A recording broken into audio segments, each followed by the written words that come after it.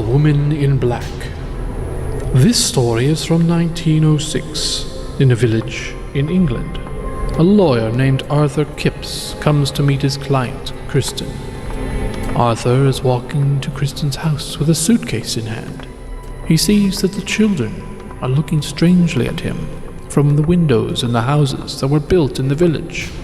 He waved his hand towards a child and smiled, but the child immediately closed the window and went further inside the house. This is a very strange village. He comes to Kristen's house and starts giving her some paperwork. Kristen says with regret, "I'm very sorry, Arthur. Your wife was a very good woman. I'm very sad to hear that your wife and child are no longer in this world." "Nothing we can do can change the past, Mrs. Kristen."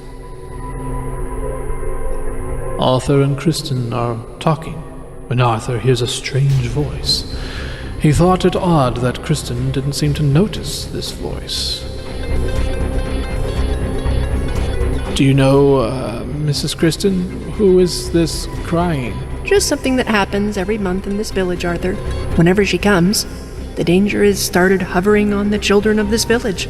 The child of the woman whose voice you are listening to has also committed suicide. "What? Suicide?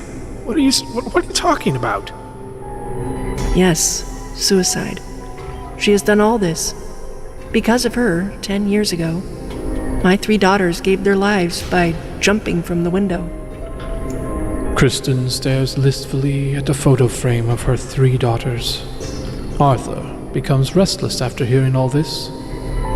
He misses his wife and his daughter. He takes a handkerchief out of his pocket and gives it to Kristen. Kristen wipes her tears. Thank you, Arthur. How long are you staying? "I have about a week's worth of work, Mrs. Kristen." You are our guest. Go and relax in the guest room. Arthur wanted to know the whole story. "Mrs. Kristen, can you tell me who is doing all of this?" Don't bother yourself with that, Mr. Arthur. Go and get some rest. Arthur came to the guest room and stood near the window, looking at a picture of his wife. When Arthur looked at the mirror in the room, he saw that a woman was standing behind him in black clothes. Her face was white and dark circles were under her eyes. As soon as Arthur looked back, there was no one behind him. Arthur was confused. He started looking out of the window. He saw the same woman sitting in the same dark clothes. Arthur went there running with a lantern and saw that there was suddenly no one there. Arthur started to look forward. There was complete silence in the village. How do people here fall asleep so soon? Arthur was about to go back to his guest room when he saw a child standing on top of a well. Arthur was terrified to see him there. "Hey, kid, get down! That's dangerous!" The child looked back at him. His eyes were black and he was crying. When the child looked at Arthur, he smiled and then jumped into the well. "Oh no!" Arthur came running to the well and looked into the well in shock. He saw the same woman standing in front of him wearing black clothes. "Who are you?" The woman started to move away, so Arthur ran to follow her. He came to an open field and looked around with his lantern, but saw nothing. Then, as soon as he turned around, the same woman was standing in front of him. "Get out of here. You will not be able to save anyone." The woman becomes smoke and vanishes into the air, wisping past Arthur in the wind. The next day, Arthur was disturbed by the death of that child. Every day, another child disappeared. Arthur was starting to go crazy.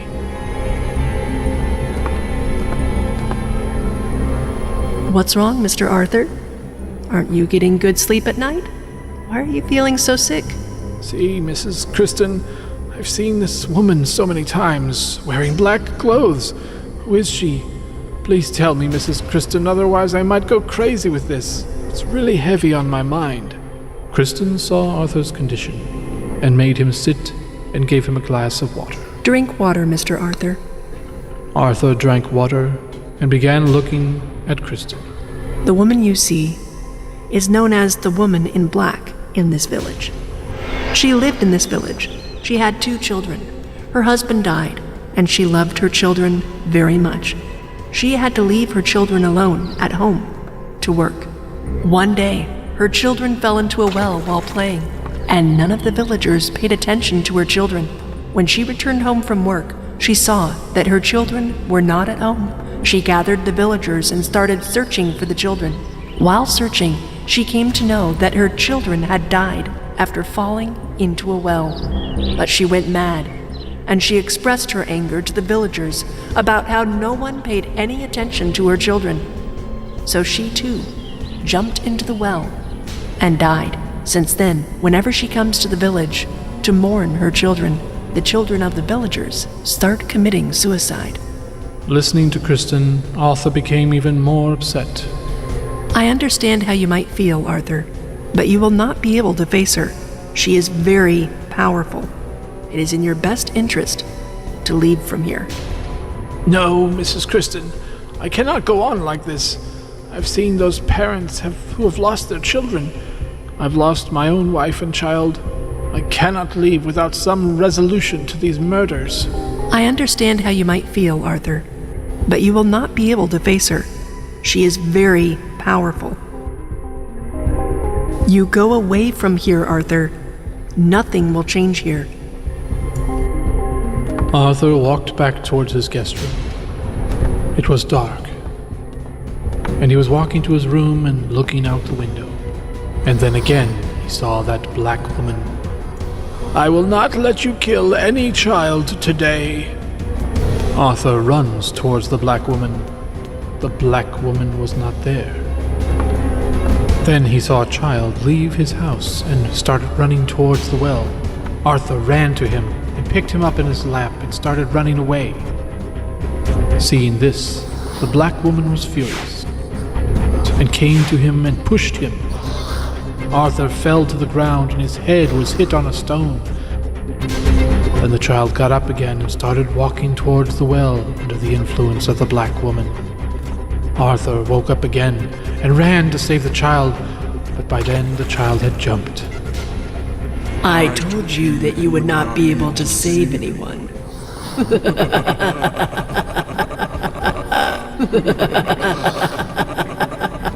The black woman disappeared. Arthur was badly broken after seeing this. He went to the guest room and started looking at himself in the mirror. His heart and his mind were broken. "I have no right to live. I should die." Arthur went to the roof of his guest room and jumped from there and died. Kristen could not understand Arthur's decision. The shadow of the black woman has never left that village, and even today the children of that village are not safe from the havoc of the woman in black. The end. The Chapacabra. This is the story from 1995. In the village of Mexico, Ryan lived with his wife Rosie and 15-year-old son Alex. Ryan had one of the largest farms in the village. He also had many animals. One day, Ryan called Alex. "Alex, I have to go to town for some important work.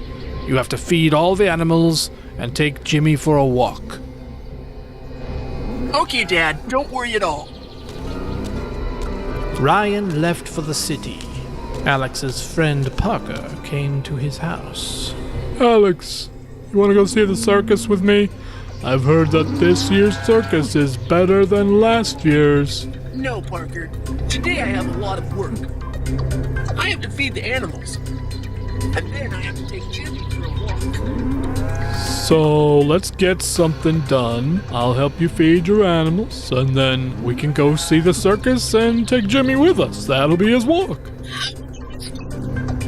You won't let him just walk around with us. Oh, we'll just tie him up for a while and watch the show, and Jimmy won't do anything. He's a really intelligent dog. Aren't you, Jimmy? Jimmy wagged his tail. Alex is happy to see this. Okay, come on. Then let's quickly finish all the work. Alex finished all the work with Parker's help and went to see the circus with Jimmy. I am very happy that we'll watch the circus first, and then tell everybody about it. Yes, it'll be fun. Alex and Parker reach near the circus and they tie Jimmy to a tree. Then a strange animal was watching them from behind the bushes.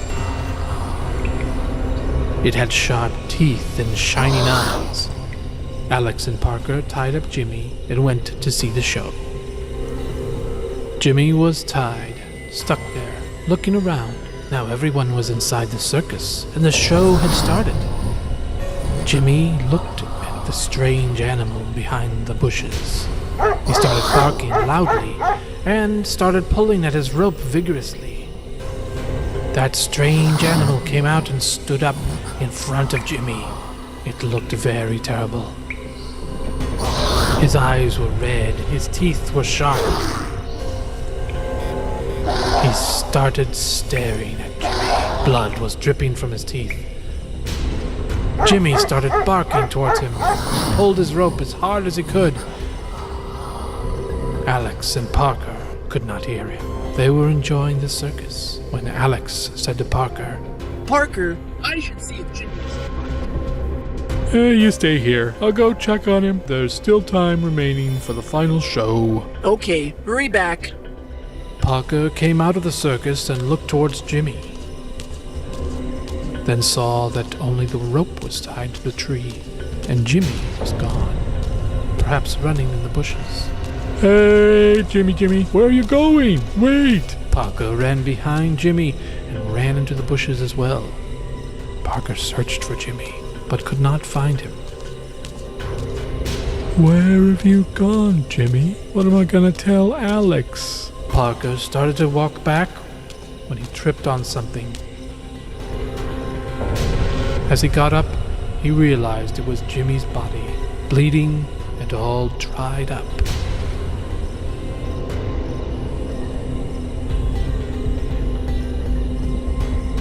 Parker cried after seeing Jimmy.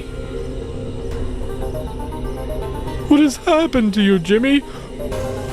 Who did this to you? Parker was crying, and that scary creature was looking at Parker and started growling. Parker heard the sound of his growl. When he looked behind him fearfully, his wits left him,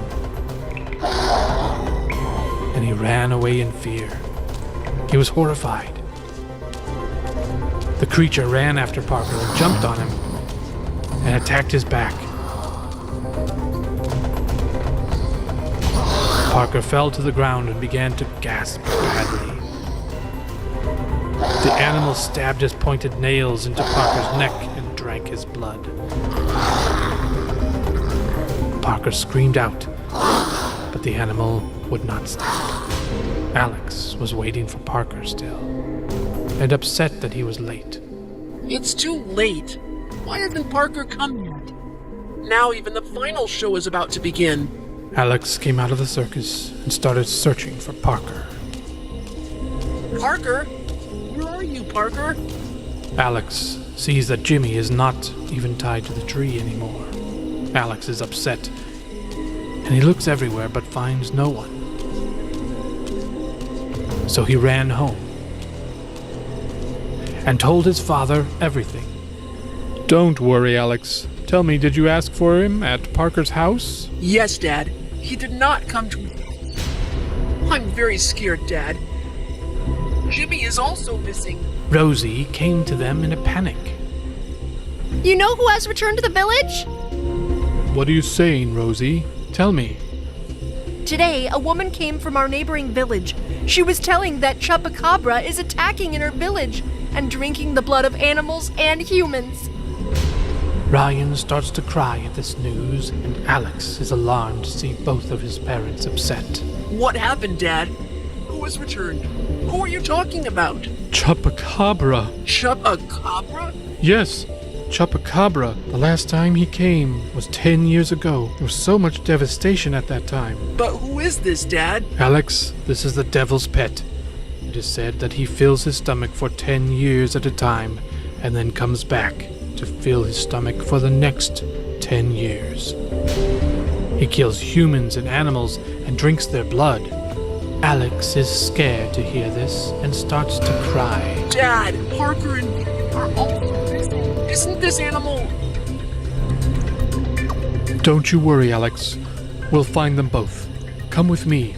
No, both of you will not go anywhere at this time. I'm very scared. Don't panic, Rosie. Just close the door of the house. Alex, take me to this circus place. Ryan took a knife and left with Alex. Chapacabra was watching all of this from a distance. Ryan and Alex reached the site of the incident and started searching for Jimmy and Parker. Rosie was at home worrying for Ryan and Alex until there was a knock at her door. It seems these guys have come. As soon as Rosie opened the door, she was overwhelmed with fear. Chapacabra was standing in front of her. Its red eyes were looking right at Rosie.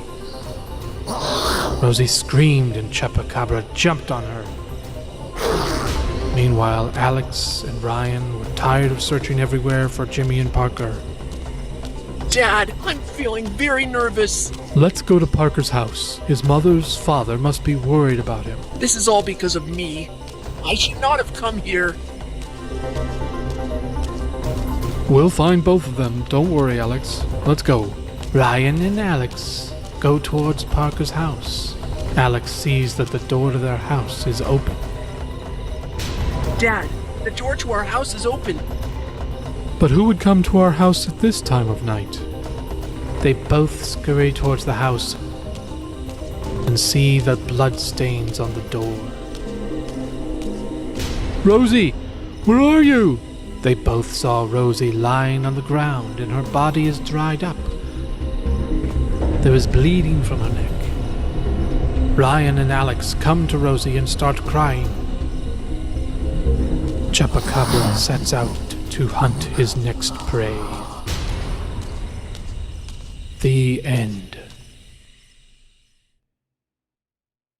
Ghost Under the Bed. This story is from the 1980s. A dad named Alex works his job just outside his hometown, London. He's looking for a house for rent for his wife Daisy and their 15-year-old daughter Lucy. He hears of a house they can afford to rent, and he takes Daisy and Lucy to that home to show them. Daisy, this house is good for you and for Lucy.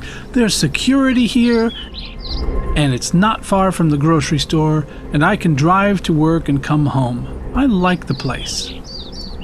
Yes, Alex. Both of us will be comfortable here. Don't worry at all. You just concentrate on your work. In one room of that house, there is a bed. Daisy checks all the house, but she does not see any furniture other than that single bed. She asks broker Max, Why is this bed kept here?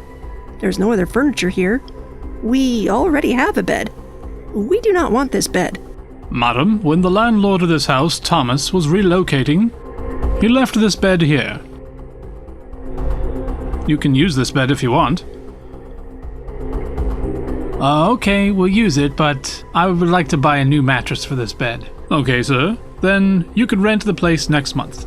Once they rent the place, Alex goes out of town for his work, and Daisy and Lucy work on getting the place cleaned up. After some time, Lucy comes to Daisy. Mommy, I will sleep on this bed. I like this bed, and it's very beautiful. Okay, Lucy, you can sleep on it. Lucy was very happy with her new house and her bed, until late at night when she heard a voice calling her. Lucy. Lucy wakes and she lights the lamp, but there's no one in the room.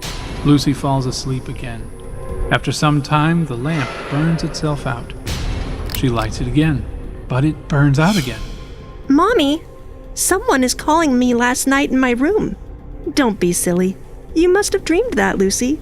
Mommy, please sleep with me in my room tonight. Well, okay. Later, Lucy is studying in her room, and she again hears the creepy voice. Lucy. Lucy looks around the room and turns her attention towards the bed. Lucy. The sound is coming from under my bed. Lucy looks slowly under the bed, but no one is there. The moment she turns away from the bed, she hears the voice Lucy. again. She immediately turned back and looked under the bed and saw a frightening, shadowy figure. Then Lucy ran from the bed, screaming. She could not run fast enough. Long arms came from beneath the bed and grabs her. She screams as she is dragged backwards. Mommy! Mommy! Save me, Mommy! Then Daisy came into the room. What happened, Lucy? What happened? Why are you crying? Mommy, there's someone under my bed, Mommy! Under the bed? When Daisy looks under the bed, no one is there. No one is here, dear. Mommy, I saw someone, believe me! There's no one here, dear. You just need to calm down. Lucy is very frightened by this incident, but with her mother there, she calms down, and her mother agrees to sleep in the room with her to prove there is no one under the bed. Lucy. When Lucy lights up the lamp and looks under the bed, a terrible soul is looking at her. She screams loudly and then faints. Daisy wakes up and tries to waken Lucy. Get up, Lucy. Lucy, what happened to you? Wake up, dearie. Lucy's eyes open, but she's not saying anything at all. She was completely silent and just sits in the room all day long, not even going to eat. Daisy worries about Lucy. Daisy calls Max, the broker, to come over immediately. She met him outside in the garden. Was there an incident in this house? Look, do not lie. You do not know the condition of my baby girl. There is something wrong with that room. Meanwhile, Lucy is sitting silently in her room, and again she hears a voice. Lucy. Lucy. Lucy stands up. The room door automatically closes. Just then, a soul comes out from under the bed, and the room is filled with its strange darkness. That soul was a ghost. She had a terrible face. She had long hands that lifted her up into the air. Come, Lucy. This world is not for you. Come with me. That ghost turns towards the lamp, and it bursts into pieces, the glass falling onto the floor. The ghost looks into Lucy's eyes and takes control of her. Lucy starts walking on those glass pieces. All the while, Daisy is outside, questioning the broker. I don't know about the accident personally, madame, but yes, people do tell ghost stories about this place. The landlord of the house, Thomas, had a 20-year-old daughter named Hazel. She used to stay sick all the time. Her mental condition was not good. People say that she was suicidal. Every day she used to find some way to try to kill herself. She used to tell others to commit suicide along with her. Seeing all this, his family kept her tied to her bed to keep her safe, and they did not tell this to anyone. But one night she killed herself by hitting her head on the bed. And after that, one by one, all of Thomas's family also committed suicide. Only Thomas survived, and he left. But who knows how much of this gossip is true or not? Oh no! I left my girl in that room! Daisy runs from the garden back to the house. When Daisy opens the door, she sees that Lucy is walking on the glass, and that she's under the ghost's control. Daisy is terrified. Lucy, my baby girl! Leave my girl alone! That evil ghost looks at Daisy and by levitating all the pieces of glass into the air, throws it towards Daisy. Daisy gets badly injured. Lucy, you come with me. You know what to do.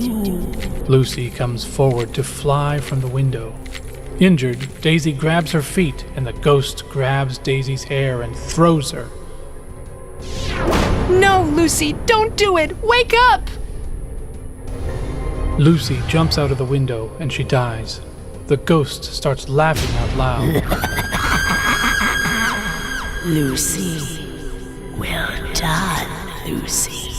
I expected this from you. Daisy's mental state gets unstable. Max runs upstairs and sees Daisy crying badly, and Lucy is dead. He informs Alex, and Alex comes home and weeps badly. He killed my daughter. My daughter also committed suicide. I should also die. Everyone should die. That ghost is watching her. The end. The Werewolf. This story is set in the city of Boston in 1975. 3 friends studied at St. Joseph's College: Ross, Jenny, and Nick, who were very good friends. They were always together.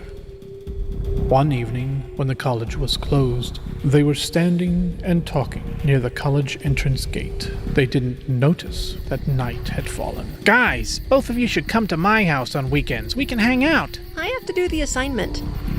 Hey, Jenny, come on. If you're not gonna come, then what's the point? Okay, guys. Okay, I'm in. When Jenny, Ross, and Nick look at the road, they see a mysterious person staring at them. You guys see that weird dude looking at us?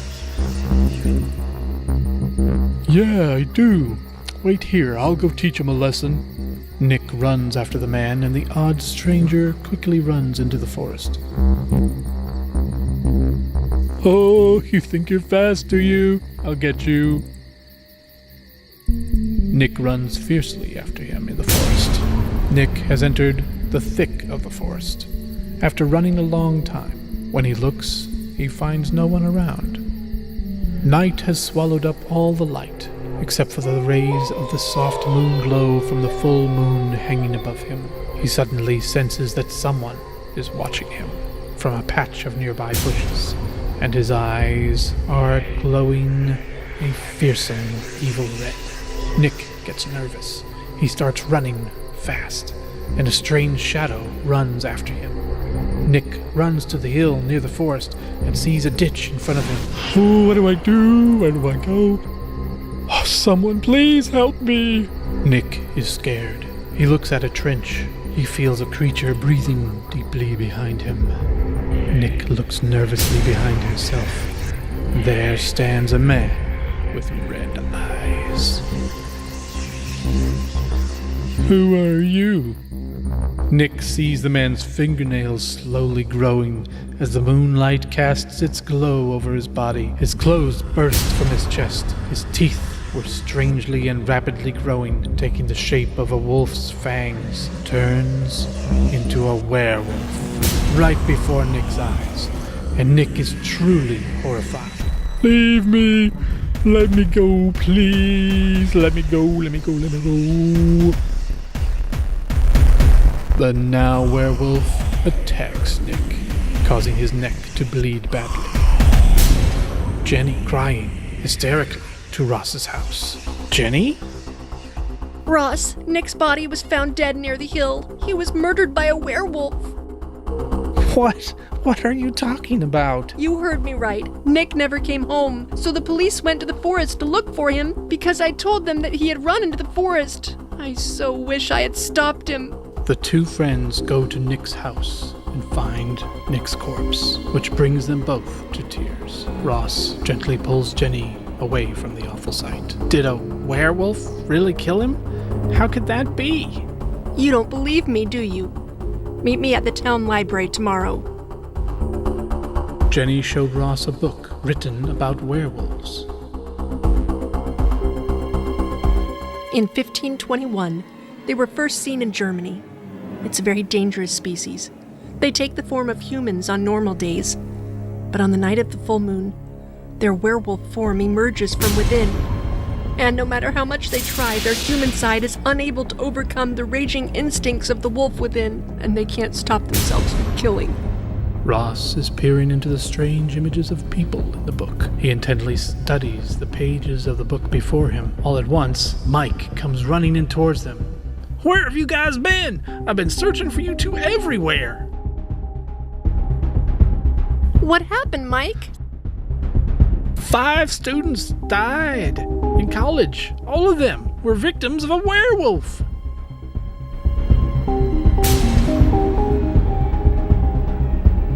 Ross is horrified when he heard this. Come on, Jenny, we should go. Ross, we should figure out a way to kill this werewolf. In this book, it says that it can be killed on the full moon's night. And he becomes a werewolf only on nights when there's a full moon. If someone strikes his heart with a silver dagger, he's sure to die. It says so in this book. We can just go pick up a silver dagger at the nearby Walmart. But then what are we gonna do?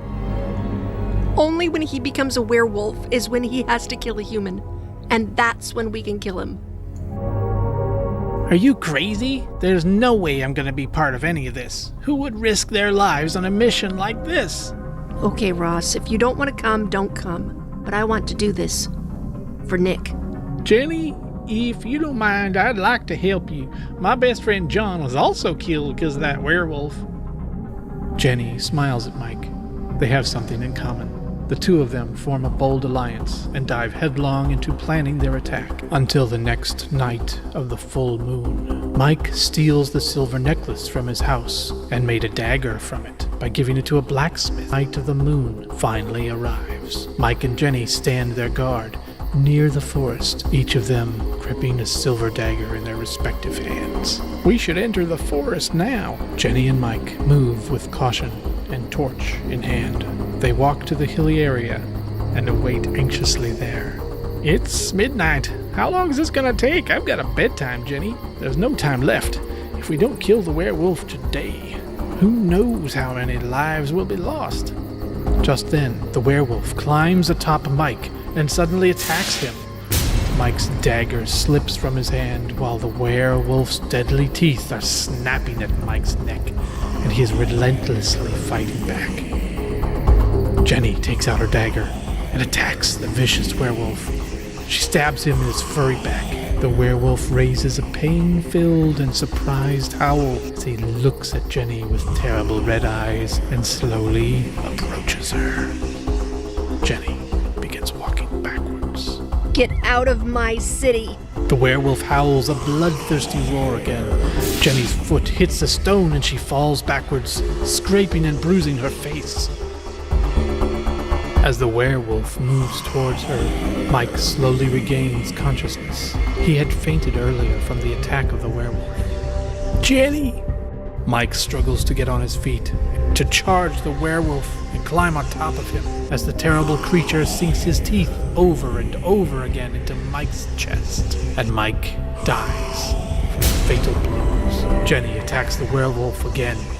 She had picked up both daggers now. She struck once on his back and the other in his heart, causing the werewolf to scream in pain, disappearing like a shaggy shadow of thick black smoke hanging in the air before her. A few days later, Ross meets her when Jenny has recovered and returned to college. Forgive me, Jenny. I did not help you when you really needed me. You are a very brave girl. Ross, you must not forget Mike. I am alive today because of him, and because of him, we're all alive and well. The end. The Licked Hand. This is a story from 1956. Hannah lived with her entire family in a small town in Chicago. She was 12 years old and had a pet dog named Tom. She is very fond of him. Hannah takes Tom everywhere and spends all her time with him. On this day, Hannah's parents were preparing to go on a trip. Hannah, you really should come with us. We can't just leave you here alone. Oh, Mom, I'm not a child. I can take care of myself and this house. You go without me, and don't worry. Plus, Tom is also with me. We'll be fine. It's all right, Rosie. Hannah, you can stay. We'll be back by tomorrow morning. It's only a matter of one night. Let's go. Hannah, you have to lock all the windows and doors, okay? Okay, Daddy. Hannah's mom and dad walk away. Hannah comfortably sits on the couch and turns on the radio. Keep listening to Horror Stories with Peter. Oh, wow. This is my favorite program, but Mom and Dad never let me listen. But today, I can do anything I want. So, I will listen to horror stories today. Hannah turns up the sound of the radio, and the program begins. Today's story is a bit interesting because it is said that it is based on a true incident. This is the story of Halsett Street in our city of Chicago. Wow! That's my street. Halsett Street means I will hear the story of our place today. I am very much excited. This incident is from 20 years ago. A common man named Walter lived on Halsett Street. He had no family, so he adopted a lot of dogs.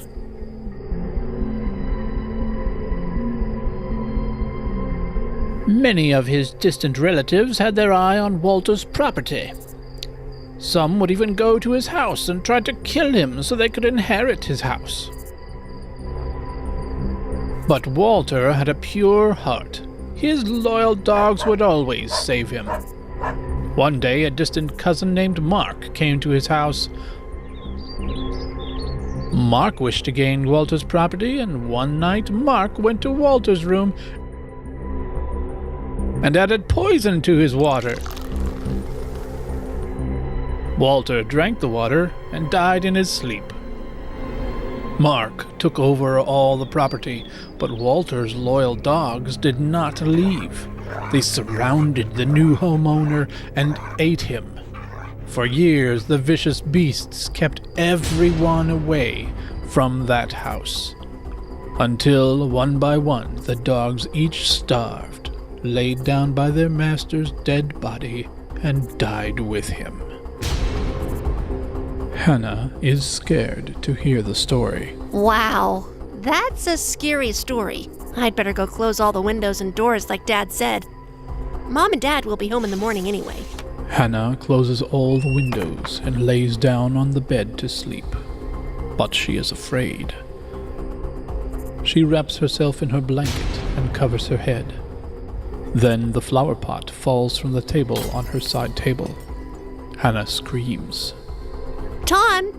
Tom arrives and sits on the side of the bed.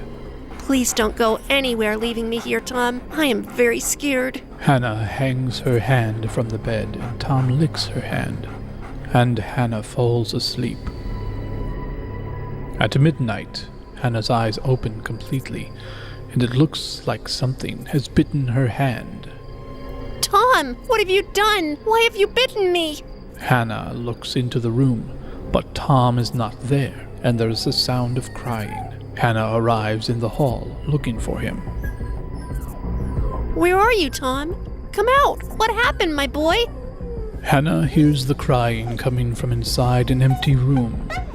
Hannah opens the door and sees Tom hanging upside down in the air, and his eyes are bloody red. And on the wall is written, "We can lick too." Hannah gets scared and starts running away. Suddenly, Tom becomes a terrible monster.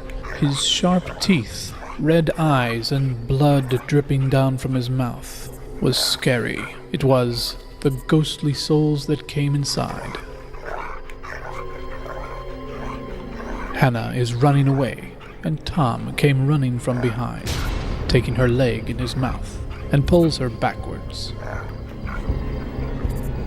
Leave me! Let me go! This animal is loyal to you right now. This will kill himself. Tom bites Hannah's leg fiercely, and her leg bleeds. She limps away.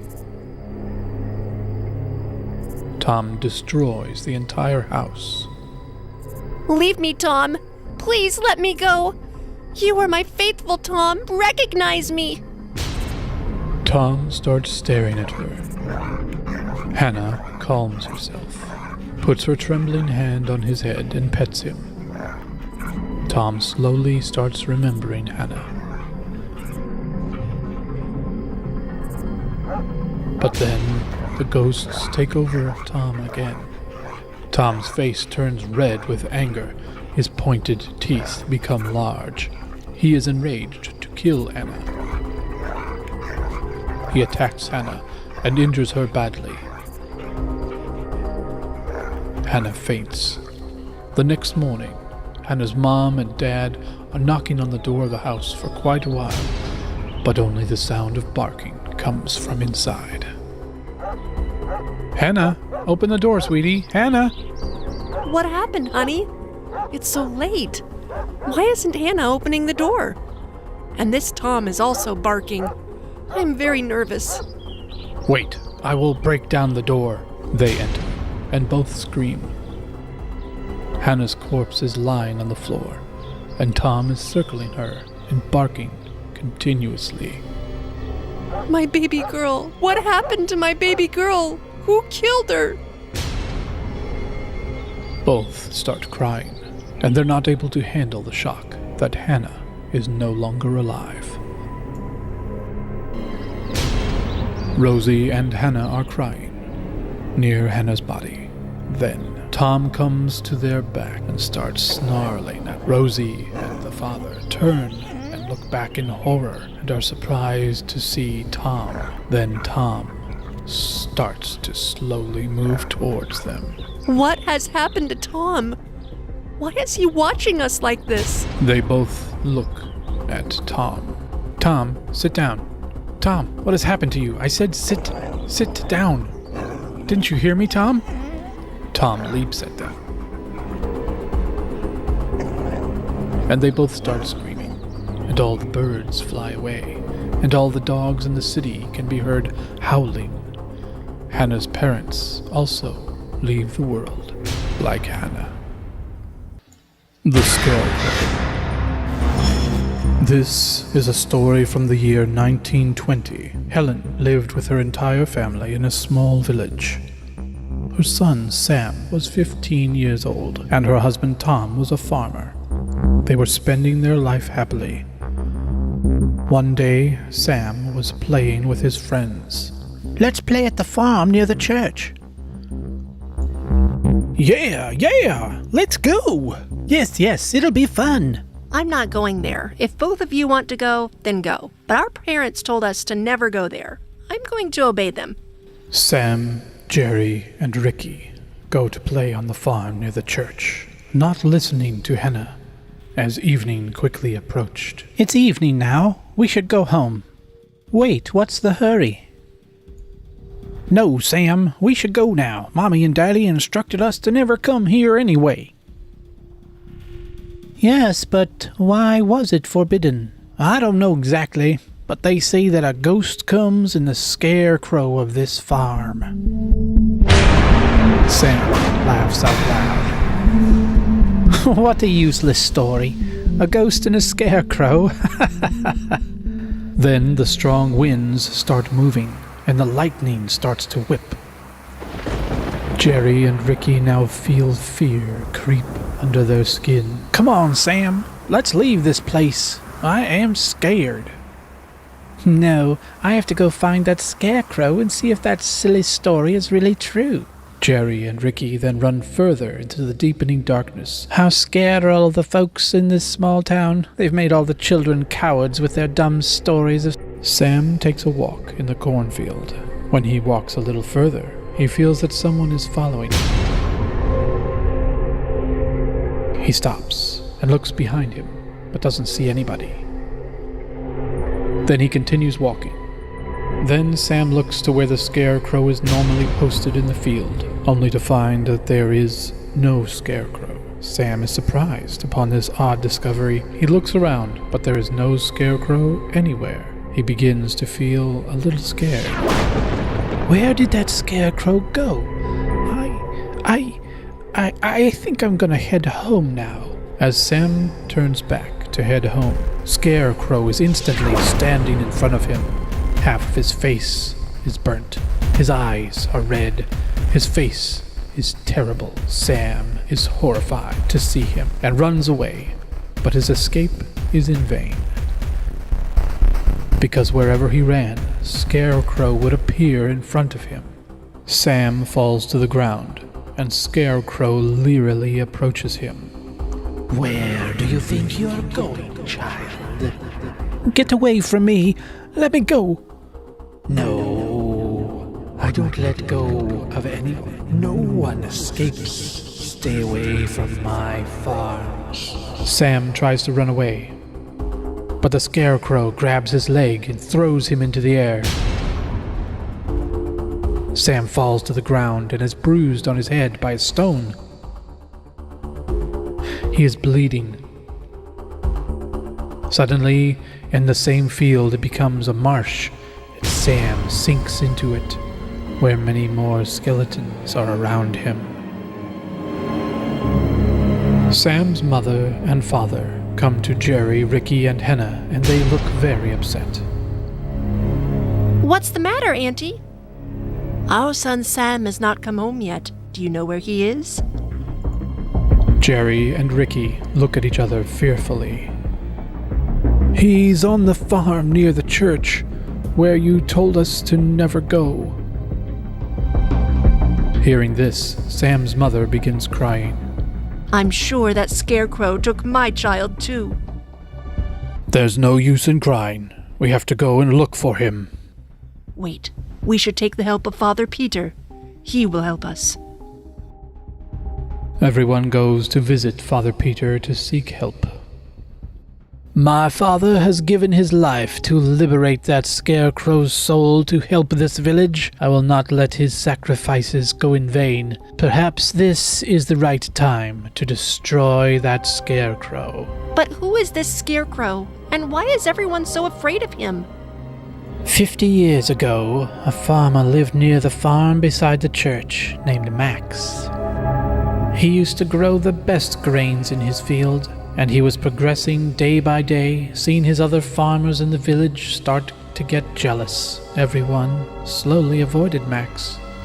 Max felt very alone, for he was unmarried and both of his parents had also died, but his profits would be many times more than all the other farmers. All the farmers were upset about this. They jointly made a plan. One night, while Max was sleeping at his house, farmers went into his field and set it ablaze, and all his wheat was burnt. Max ran into his fields and saw that the fields were burning, and he realized that it was the work of the jealous farmers. He took a hammer and hit it on the head of one farmer, and all the other farmers brought him near his burning fields and tied him to the Scarecrow. Along with the farm, he died too. But his soul is imprisoned in that Scarecrow, and then that Scarecrow killed all the peasants, and whoever goes around the farm since then, well, he kills them too. We'll have to find Sam soon, Uncle Peter. Peter, Helen, and Tom come to the farm and start calling Sam. As Helen's torch falls to the ground, she sees that Sam's clothes are lying there. As she leans down to pick them up, she sees two very frightening feet. She slowly raises the torch, trembling in fear, and sees Scarecrow looming menacingly in front of her. Stay away from my fields. Scarecrow pushes Helen, and Tom points the torch towards Scarecrow, but he does not fear anything. Where is my son Sam? What did you do to him? I buried him in this land. And now I will do the same with you three. Scarecrow attacks Tom and he faints. He again turns the fields to swamps all around, and Sam's corpse begins to appear as well. Helen and Tom start to sink inside the swamp. My son Sam? Tom! Save us, Peter! Peter, who stands away from the farm, takes a little bottle of holy water and pours it over the Scarecrow. Scarecrow starts screaming with pain. Peter slowly pours the entire bottle over him. The Scarecrow is shattered and slowly merges into the soil. Helen and Tom start crying when they find their son's corpse. Sorry, Helen, I could not save your son, but your son's sacrifice saved the villagers from that monster today. The end. Ouija Game. This is a story from the 1960s. A boy named Harry lived in Poland with his parents. He had 3 friends, Emma, George, and Luna. One day, Harry's parents went to their relative's house. Harry called his friends at home. After how many days someone's house has been found empty, else the parents had stopped going anywhere? Everyone laughs and sits on the couch. Now tell me, what should we do? We all have all night ahead of us. Let's play Truth or Dare. What kind of game do you want to play? I have lots of games. Which one? Ouija Game. I just got it. It looks like fun. George removes Ouija Game from his backpack. It is a dark board, cracked and creepy looking. Where did you get this board, George? It belonged to my brother. I found it in his basement. Yes, let's start playing. I don't know. Looks creepy. Scaredy cat. It'll be fun. The 4 friends each placed their left hands on the board and look at each other. Candles are burning all around. George begins reading by looking at the paper provided with the board. If there is a soul around us, reveal yourself to us. All their friends look at each other and are also nervous. George repeats the same statement. If there is a soul around us, reveal yourself to us.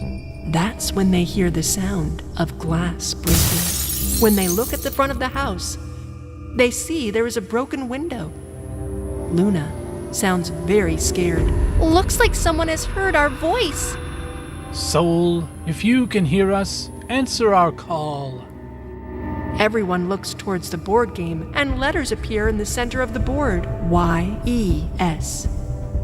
The children look at one another in terror. I'm so scared, guys. We should stop this game. No, the real game has just started. George, you should ask that soul something else. George thinks for a moment, then asks, What's your name? They all look towards the board, but there is no answer. I'm asking again, what is your name? The previous letters disappear, and new letters reveal themselves. E-V-I-L. Evil! Its name is Evil. This must be a demon. George, stop this game right now. Suddenly, the candles all go out, and smoke fills the room. The 4 children start coughing. George, what is happening? I'm very scared. We should stop this game right now. Everyone removes their hands from the board and closes the box. The smoke slowly disappears. Thank God everything is under control now. George, we survived narrowly today. Yeah, man, you're right. A shadowy figure stands up behind George. The 3 are horrified to see him. Look behind you, George. George looks back and screams. His arms and legs are very thin. His eyes are red and bloody. There are bruises on his head. The 4 tremble at seeing that shadow. What happened? You children got scared of me. You guys have called me only. Do you know I was alive like you all? I used to breathe. And you know what I used to do? I used to burn down the small children to their death. Do you know why? Because I was insane.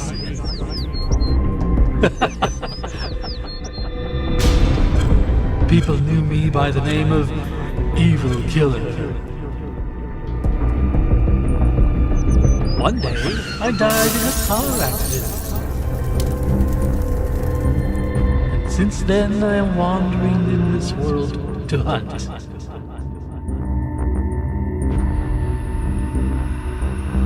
Today, you have made my work easier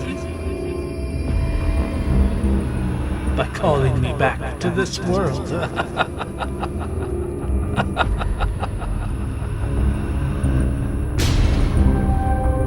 George runs towards the board and starts reading the instructions. We want to send you back. Go from here. Go! Evil approaches him and breaks the board and takes the paper in his hand, and it crumbles into ash. George is horrified to see this. I haven't come here just to be sent back into my prison. Understand? Evil grabs George's neck and his body begins to soak. Evil screams out loud. Emma, Harry, and Luna try to escape, but the fire flames engulf them from all sides. Please, please leave us alone. George suffocates and his body starts to burn. George falls and is burnt and is nothing more than a skeleton. Harry pours water on the door to extinguish the fire. But the flames do not go out. Instead, the flames become more hot. Evil creeps up to Harry and clings to his body. That's enough, kid. Now you will not be able to escape from my flames. Harry screams with pain. Evil made a mark on Harry's body. With his powers started laughing. Then Luna and Emma come, and Emma takes the cross locket from her neck and puts it on Evil's forehead. Evil begins to suffer badly. He burns Harry badly in the fire, and Harry's body also becomes scorched in the fire. Luna, run from here. I will stop him with this cross. But you, don't worry about me. You run from here. Luna starts running away, and the evil attacks Luna instead of Emma. He pushes her from behind, and she falls into the fire at the door. And she started suffering from the flames. Emma has a cross in her hand, so as soon as evil starts to hurt her, he is in pain. He cannot do any harm to Emma. I'll be back again.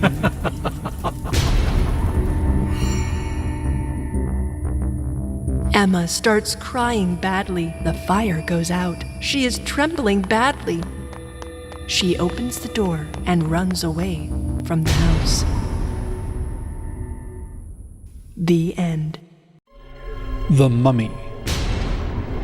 This is the story from 1995. Max lives in Chicago City. He used to work in a famous museum in Chicago.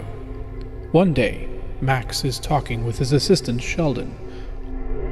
A white coffin is out in front of them. Sheldon, this mummy is from Egypt. It is said that it is 1,000 years old. It was a very dangerous king. It is said that this king buried 100 people alive into the walls of his tomb. Sir, I have also heard that while he was dying, this king told his people that he will definitely return and rule his kingdom. What? Even after death?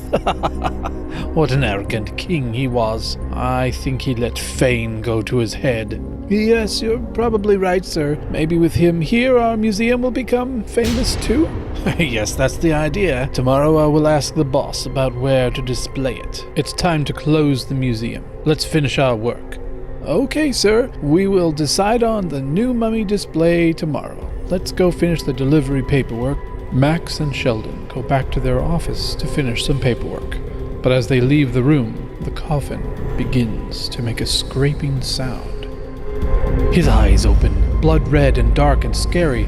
He breaks the white coffin in pieces and stands up, stammering towards the door, as though searching every room to escape his tormented death. Until he found a way out of the museum. Sheldon, you lock up tonight. I'm going to head home. Okay, sir. Max leaves the building. Sheldon locks every door, but as he passes by the mummy room, he sees the shattered pieces of the coffin, and the mummy is nowhere to be seen.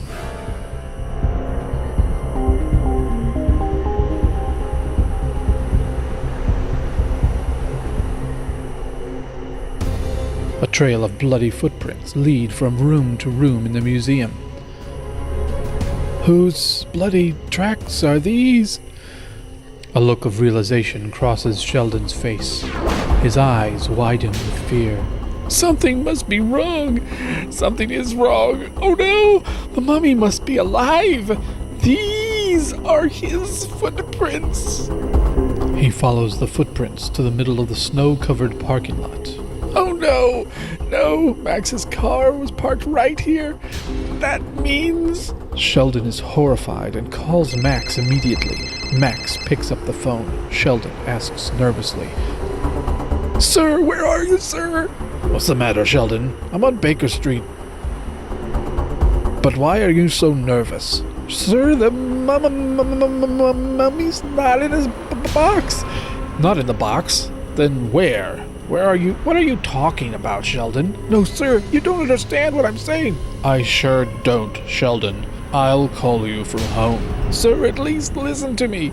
Then the mummy sits up in the back of Max's car. His eyes are bloody. The whole body is covered in bandages. Max screams when he sees him. "You're right, Sheldon. He's in my car." Max loses control of his car and crashes into a tree. "Sir, I'm coming there right now." Sheldon ran back into the museum to get his keys, but also grabs a can of salt in his office. Then he runs to his car. Max is badly injured. His head is bleeding. When he gets up slowly and looks back nervously, there is no one there. He opens the door and starts limping and running. Then the mummy comes in front of him. Max is horrified. He picks up a stick and slams it across the mummy's face, but the mummy barely moves, and the stick shatters to pieces. The mummy begins to slowly unwrap his body from the bandages. Max runs, but Mummy uses his bandages like a rope to snag Max's leg. "Save me! Leave me! Let me go! Leave me! Let me go! Leave me! Leave me! Leave me! Let me go!" Max collapses as he runs. He starts to beg for his life. No, no, no, no, no, no, no, no, no, no. Leave me. Let me go. Leave me, let me go. Just as I proclaimed that I would return and not leave anyone alive. Not anyone. With supernatural power, Mummy flings his bandage rope over a tree branch and pulls Max up into the air. The mummy touches his hand to the tree, and branches reach out around Max, tying him tightly in the air. Blood from the mummy's hands stained the tree red. Max is terrified. "Save me! Save me! Help! Help!" Another strip of cloth supernaturally wraps around Max's mouth, and he can no longer speak. Not far away, Sheldon is driving fast. The road is completely deserted. When he spots Baker Street, he sees that Max is tied in branches hanging from a tree, and the mummy has set the tree on fire. Sheldon is determined to save his boss. He floors it, ramming his vehicle into the bandaged creature. The mummy breaks into pieces, torn limb from limb, and he falls on the ground. Sheldon gets out of his damaged car and reaches Max. Sir, are you all right? Wait, I'll get you down." "You're just in time, Sheldon. That thing was about to kill me." Then, Mummy's scattered pieces on the ground start connecting. Sheldon is shocked to see this. Mummy becomes even more terrible after joining all the parts. Get out now, sir! We don't have time! The mummy rises up behind Sheldon and grabs his neck, breaking bones. Max struggles to get out, but Mummy walks in front of him. Max shakes in fear. Mummy removes the bandage from his body, and the bandages reach around Max, wrapping more and more, pressing on his neck, his arms. Sheldon lays on the ground, stunned, unable to stand, but he remembers the salt that he inexplicably grabbed from his office. He grabs the bag and throws it at the mummy. The mummy screams in agony as his body is burned by the salt. Then his bandages catch fire and the mummy shrinks into the ground. Sheldon takes Max out. Sir, are you all right? Yes, I'm fine, Sheldon. I don't know what would have happened if you hadn't come. Sir, what do we do with this mummy? We can't leave it like this. Send it back where it came from. We don't want it in our city. And remember, don't tell this incident to anyone. I don't want people to hear anything bad about our museum. Later, some people are taking Mummy's box out of the museum. Max and Sheldon see Mummy was getting moved by some people. Then Max asks, Sheldon, how did you get the idea to spray salt on this mummy? Sir, I saw it in a movie. I thought I would try it, and it was a good try, sir. Our lives were saved. I'm thinking what would have happened if you hadn't seen that film. I don't know, sir, what would have happened then. Both of them look at each other and take a sigh of relief when they see the mummy going. A few years later, two people are opening Mummy's box and placing it in a new museum. That's when the mummy's eyes open. The end. Dracula.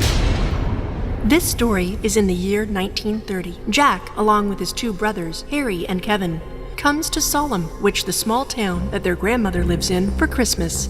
One afternoon, the three were sitting in Grandma's house when Harry spoke up. Come on, guys, let's go somewhere. Do something. This afternoon is so boring. Yeah, man. Great idea. Let's go. No, dude. I don't want to go. You both go. Jack, bro, Julie is coming to meet us. I talked with her this morning, but no problem if you don't want to come. Julie's coming? Then I'm game. Harry and Kevin look at each other and laugh. Then they all go to meet Julie. Julie is his childhood friend, and Jack and Julie like each other very much. Hi, Julie. How are you? I'm good. How about you? They are talking and wandering around the whole town.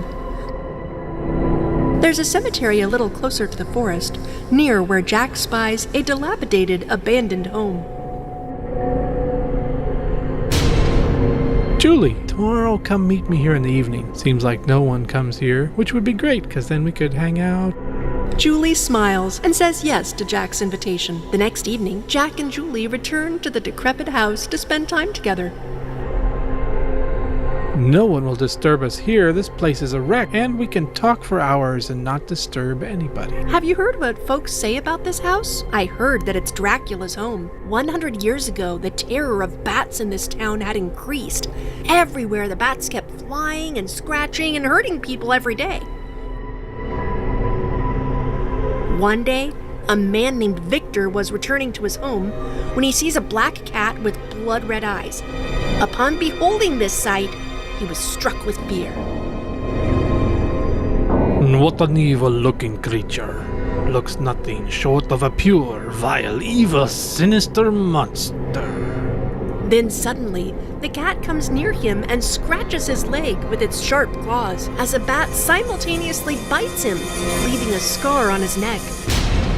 Victor suddenly begins to feel very badly. Suddenly, his teeth start becoming pointed, and his finger and toenails begin growing.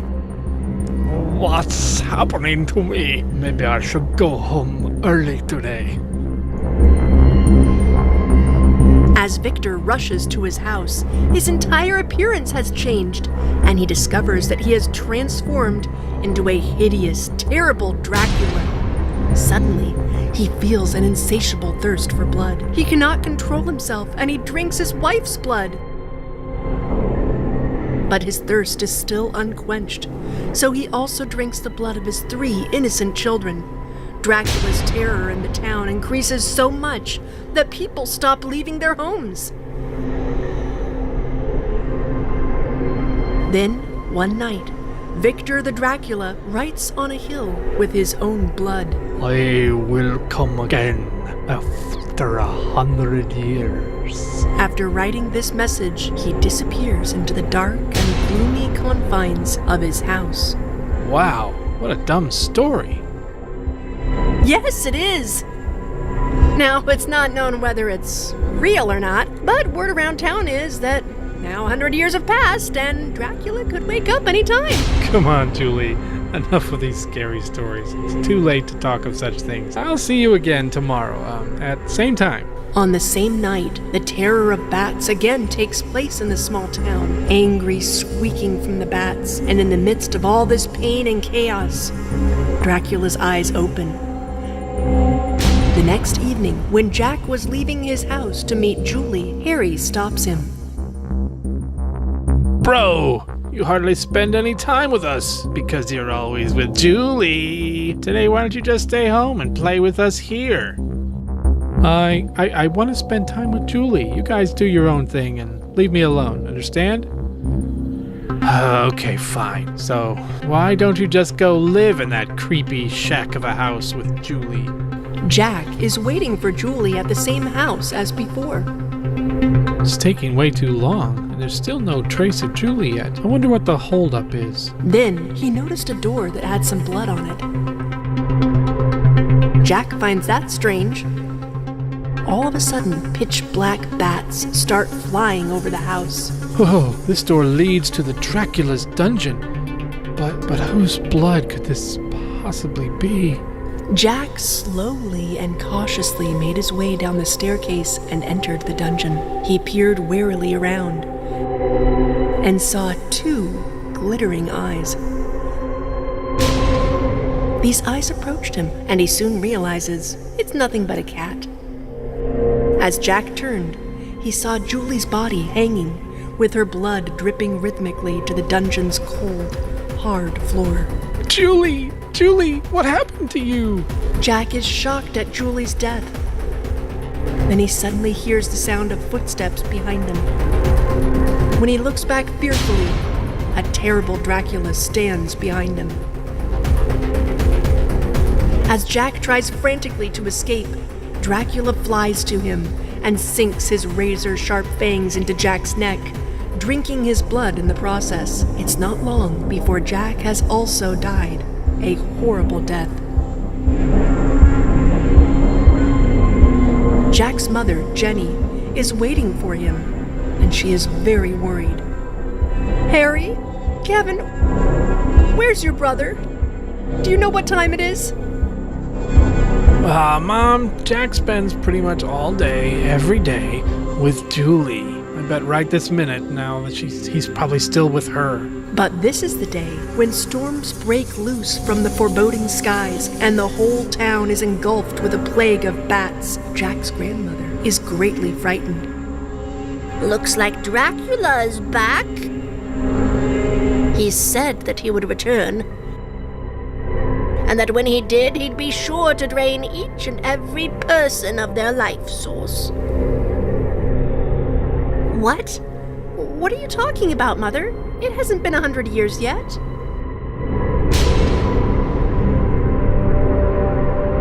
Suddenly, Jack's mother falls silent as her gaze wanders slowly over to the calendar. It has been 100 years since Victor's incident. Where is Jack? Why hasn't he come home yet? I told him not to come home. I was awful to him. The 2 used to meet daily in the old house near the forest, and I gave them a hard time about it. I was being so stupid. What? That house belonged to Victor. Everyone is running around in fear of their lives as Dracula's terror reigns over the poor town. Harry, realizing that his brother Jack didn't come home because of him, goes to the old house to find his brother Jack. Jack, dude, listen. I'm sorry for whatever I said earlier. Can you please come home? Where are you, brother? Can you forgive me? Then a beam of light comes from a bat's eyes as it senses Harry's presence. Dracula sees Harry. Dracula looks at Harry with a gleam of hunger and instantly starts trying to figure out a way to add Harry's blood to his menu for the night. He subdues the bats, and they fly outside and follow Harry. Harry runs to attempt to avoid them and ends up entering that same dreaded house, leading straight to the dungeon. He sees blood all around him. His heartbeat quickens, and he can't seem to catch his breath, for it is in this very moment he stumbles upon Julie and Jack's corpses. Brother.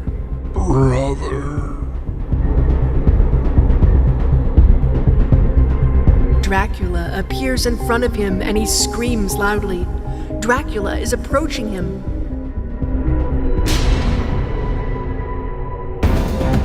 Then, at the same time, Jenny shows up unexpectedly. She's looking for Jack and Harry as well. She puts her cross, which is in her locket, on Dracula's forehead, and Dracula shudders with pain. But before he gasps his last, he sinks his teeth into Harry's neck before he dies. Jenny frees Harry from the Dracula's grip, and then Dracula transforms and flies away as a flock of sinister bats.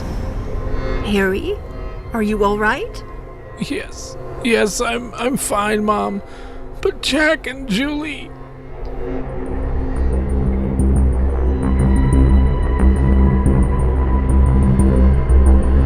Both Jenny and Harry start crying from the loss of Jack and Julie. The next day, Harry is resting on the bed when he suddenly starts feeling strange. He opens his eyes and studies his reflection in a mirror. Harry's teeth start to turn fang-like. And at that moment, his younger brother Kevin enters. Harry started leering at him greedily. Just one look at his brother caused him to desire to consume his blood. Harry then swoops on him and begins drinking Kevin's blood. Once full, Harry jumped out of the bedroom window and returned to the same old and decrepit house. And once again, a new Dracula resides there to terrorize the village of Solemn. The end.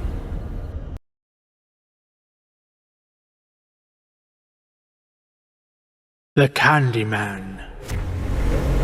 This story takes place in 1992. James and Emma were twins who lived with their aunt, Mrs. Hudson, in Chicago. The twins studied in the same college. One day, Emma and James were returning home when James' friend Peter came to them and stopped them on their way. What happened, Peter? Don't you intend to go home today? Nope, today's gonna be our night out. What do you mean? I mean that today we're all going to go to my Aunt Sophie's house. Her house is huge and we can have a great time there. That sounds fun, Peter, but won't your aunt mind? Especially if you're bringing us as guests? Nope, I already told Aunt Sophie that we'll come visit there on the weekends. Emma and James started looking at each other and considered whether they should go to Peter's aunt's house or not. Peter talked them into it.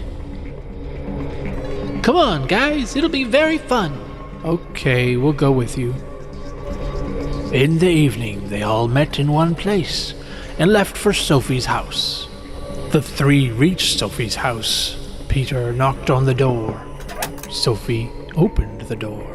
Hello, my children. How are you? I was waiting for you all. Thank you, Aunt Sophie. This is my friend James, and this is James's sister, Emma. It is very good that both of you also came. Peter talks a lot about both of you. Everyone was talking together and looked happy. Sophie took them to a room. The room was very big and beautiful. You guys sit down. I'll bring breakfast for you. The three had breakfast and sat down together in the room. James and Peter were talking to each other, and Emma was looking through the books on the bookshelves on the wall. Just then, she looked at a book upon which Candyman was written. Emma started looking into the book. It had a photo of a man with one hand chopped off, and his face was covered with bees. James interrupted her thoughts. What you doing, Emma? What are you looking at?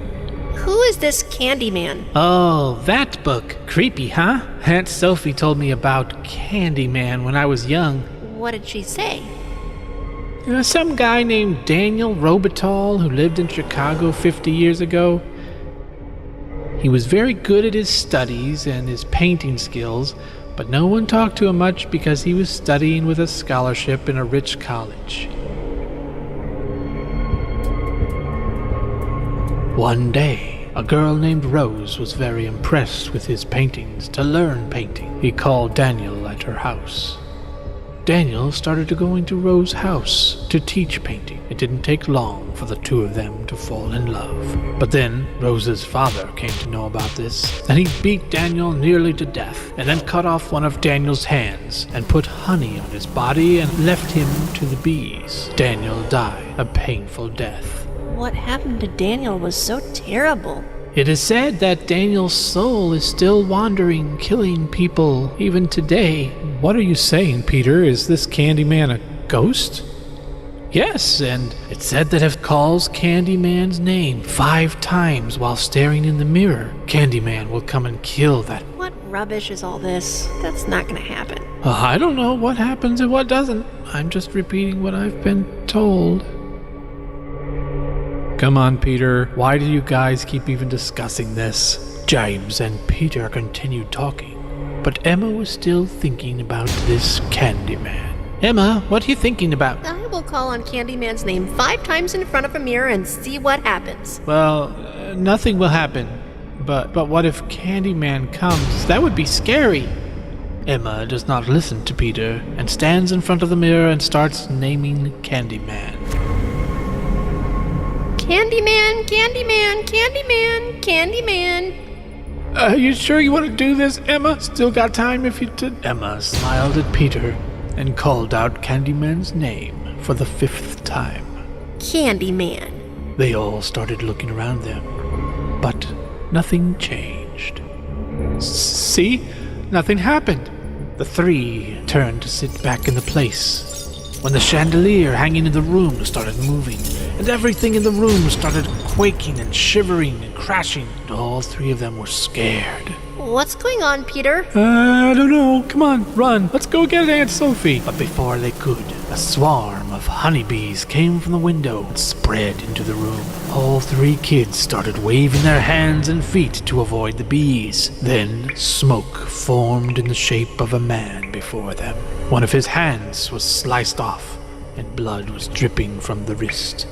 The other side of his body was covered in bees. The kids were terrified. You guys called me, and I came. Now, I will take you all with me. This is Candyman. Run, guys. Peter started running. Candyman splashed blood on Peter's face with his chopped off hand, and Peter's face started burning badly. Peter, are you all right? My face is burning! James, do something!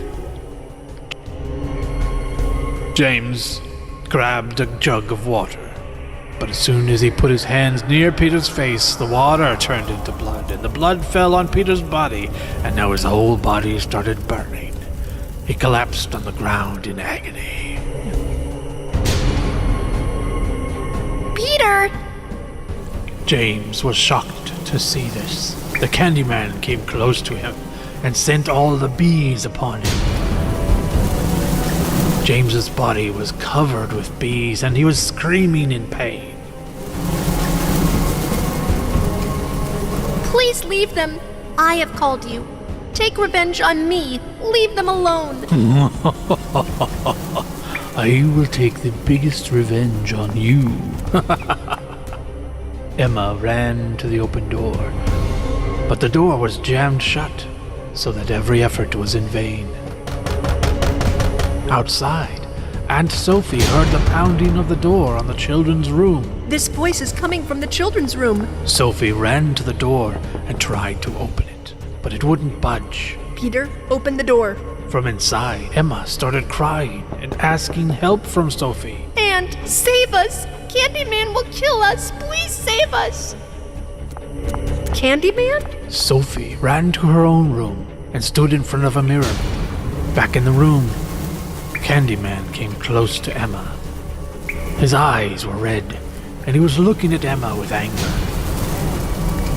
Candyman lifted Emma up into the air by her hair. In the other room, Sophie was standing in front of the mirror with a hammer, and she started repeating the name of Candyman and hammering on the glass at the same time. As soon as she hit the mirror the first time, Candyman's power began to fade. Honeybees began to leave James's body, and the blood on Peter's body began to wash away. What is happening to me? Why are my powers decreasing? He dropped Emma to the floor. Sophie's voice could be heard from the other room as she called out the name Candyman and smashed the mirror with the hammer. Candyman shattered onto the ground like glass and disappeared from the room. James and Peter started to get up from the ground in a wounded condition. Sophie ran inside the room. Are you guys all right? Yes, Aunt. We're all fine. It's my fault. I called him, and it was all because of me. Never mind, Emma, but remember to never call him again. Emma, James, and Peter returned to their homes, but they never forgot this incident.